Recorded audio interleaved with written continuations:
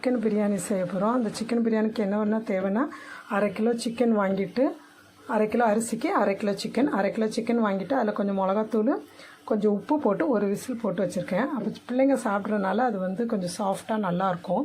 குழந்தைங்க விரும்பி சாப்பிடுங்க. அந்த விசில் போட்டு பாத்திரத்தில் போட்டு வதக்கும்போது குழந்தைங்க கொஞ்சம் நல்லா சாப்பிடுவாங்க. அப்புறம் 4 இந்த சைஸ் வெங்காயம், 4 வெங்காயம், இந்த சைஸ் தக்காளி 3 தக்காளி எடுத்துக்கோங்க. ஒரு சின்ன கட்டு புதினா, ஒரு பாதி லெமன், பட்டை லவங்கம் தாளிக்கிறதுக்கு, இது பச்சை மிளகா 3 பச்சை மிளகா எடுத்திருக்கேன், 1 கப் ஆயில் எடுத்திருக்கேன், இஞ்சி பூண்டு பேஸ்ட்டு, வெறும் மிளகாத்தூள், கரம் மசாலா தூள். இனி செய்கிறது எப்படின்னு பார்க்கலாம். ஒரு கடாயை நல்லா சூடு பண்ணி அதில் எண்ணெய் ஊற்றி நான் எடுத்து வச்சுருந்த பட்டை லவங்கம் சோம்பு போட்டு தாளசம் பண்ணிவிட்டு, அதுக்கப்புறம் வெட்டி வச்சுருந்த வெங்காயத்தை போட்டு இந்த மாதிரி நல்லா வதக்கணும். பிரியாணிக்கு நல்லா இப்போ வதங்கி ஓரளவுக்கு நல்லா வதங்கி வந்துருச்சு. நம்ம ஊற்றின எண்ணெய் வதங்கி வெளியே வரணும், அந்த அளவுக்கு வதங்கணும். பார்த்திங்கன்னா அது நல்லா வதங்கி வந்துருச்சு. நம்ம ஊற்றின எண்ணெய் எல்லாமே மேலே வந்துருச்சு. இப்போ நான் 3 ஆளாக்கு அரிசி தான் பிரியாணி பண்ண போகிறேன். அதுக்கு ஒரு ஆளாக்குக்கு 1 ஸ்பூன் இஞ்சி பூண்டு பேஸ்ட்டு. அப்போது 3 ஆளாக்குக்கு 3 ஸ்பூன் போடணும்.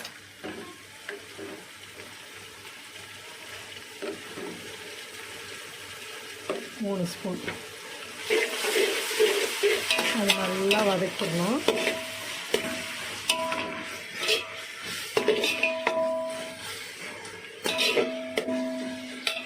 அதுவும் நம்ம போட்டு இஞ்சி பூண்டு வதங்கி கொஞ்சம் அந்த எண்ணெய் மறுபடியும் மேலே வரும்போது இதில் கட் பண்ணி வச்சுருக்க புதினா, இது கொஞ்சம் நான் கட் பண்ணி வச்சுருக்கேன்.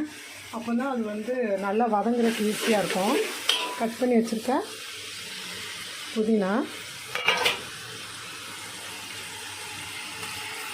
அப்புறம் பச்சை மிளகா, கட் பண்ணி வச்சுருக்கேன் அந்த 3 தக்காளி,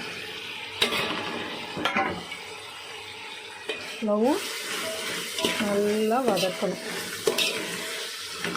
இப்போ எப்படி அந்த வெங்காயம் வதங்கி எண்ணெய் மேலே வந்ததோ அது மாதிரி இப்போ நம்ம போட்டிருக்க புதினா தக்காளி எல்லாம் வதங்கி மறுபடியும் அந்த எண்ணெய் மேலே வர அளவுக்கு நம்ம வதக்கணும். பார்த்திங்கன்னா நான் சொன்ன மாதிரி நல்லா வதங்கிடுச்சு. எப்படி வதங்கிருக்கு பாருங்கள். இனி தான் நம்ம மிளகாத்தூள் மஞ்சத்தூள் எல்லாமே போட போகிறோம். நம்ம எடுத்து வச்சுருக்க மசாலாலாம் போட போகிறோம். நல்லா வெந்துச்சு. இப்போ இதில் வெறும் இஞ்சி பூண்டு மட்டும்தான் நம்ம போட்டு வதக்கியிருக்கோம். Salt 2 spoon salt,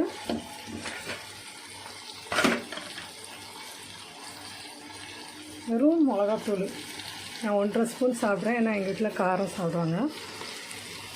garam masala 2 spoon போட்டு நல்லா வதக்குறேன்.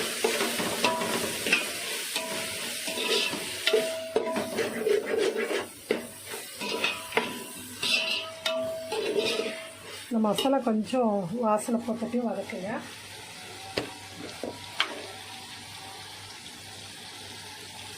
மஞ்சத்தூள் ரொம்ப வேண்டாம், கொஞ்சம் போட்டுக்குங்க.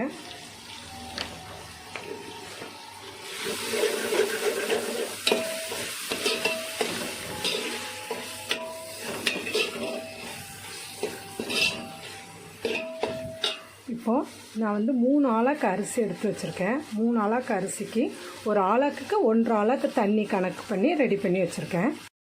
இது நல்லா வதங்கிடுச்சு. வதங்கினதும் இந்த சிக்கனை உள்ளே போடுறேன். நம்ம வேக வச்சு எடுத்து சிக்கன் உள்ளே போடுறேன். இது ஒரு குழம்பு மாதிரி வரணும். அதுக்கப்புறம் தான் நம்ம தண்ணி ஊற்றணும்.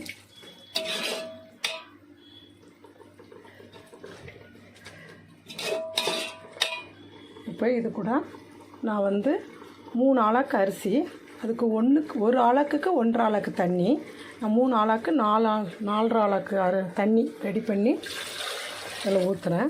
இப்போ இது நல்லா ஒரு கொதி வந்துடணும். கொதி வந்தவுடனே அரிசி அதில் போட்டு நல்லா தண்ணி அரிசி நல்லா கொதித்து சமமாக வந்த உடனே தம் போட்டுற வேண்டியதான். தம் போடுறது எப்படின்னா, இதை பார்த்திங்கன்னா இதில் நான் தண்ணி வச்சுருக்கேன். இந்த தண்ணியை நல்லா கொதிக்க வச்சுருக்கேன். கீழே ஒரு தோசைக்கல் வச்சுட்டு அது நான் காமிக்கிறேன். கீழே ஒரு தோசைக்கல் வச்சுட்டு இது ரெடியானது இதை தூக்கி மேலே வச்சுட்டு தண்ணி எடுத்து மேலே வைக்க போகிறோம். நம்ம அப்படி தான் தம் போட போகிறோம். இப்போ அரிசி போட்டாச்சு. இது கூட ஒரு பாதி லெமன்,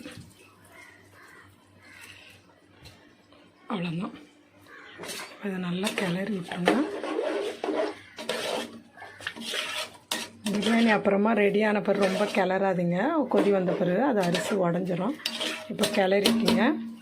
அது இப்போ நல்லா அந்த தண்ணிலாம் வற்றி வரும்போது நம்ம தம் போடணும். இப்போ பாருங்க, இப்போ இந்த ஸ்டேஜ் வரும்போது நம்ம தம் போட்டுருணும். அவங்கள்ட்ட சொன்னால தம் போடுறது எப்படின்னு இந்த ஸ்டேஜ் வந்துடும். இந்த ஸ்டேஜ் வரும்போது ரொம்ப கிண்ட வேண்டாம், தம் போட்டுடணும். இப்போ பார்த்திங்கன்னா கீழே ஒரு தோசைக்கல் வச்சுட்டு அதுக்கப்புறம் இந்த பாத்திரத்தை வச்சுட்டு அதுக்கப்புறம் இந்த குக்கர் வந்து கொதிக்கிற தண்ணி வச்சுருக்கேன். மேலே வைக்கிற பாத்திரம் ரொம்ப வெயிட்டாக இருக்கணும், அதனால் தண்ணி வச்சுருக்கேன். இதில் அடுப்பை சின்னதில் வச்சுருக்கேன். அது ஒரு 10 நிமிஷம் சின்னத்திலே இருக்கட்டும். அப்புறம் கீழே ஆஃப் பண்ணிடுங்க. மேலே ஒரு 1/2 hour இருக்கட்டும். ஒரு 1/2 hour இருந்ததுன்னா அந்த பிரியாணி நல்லா தம் நல்லா ரெடி ஆகிரும், நல்லாயிருக்கும்.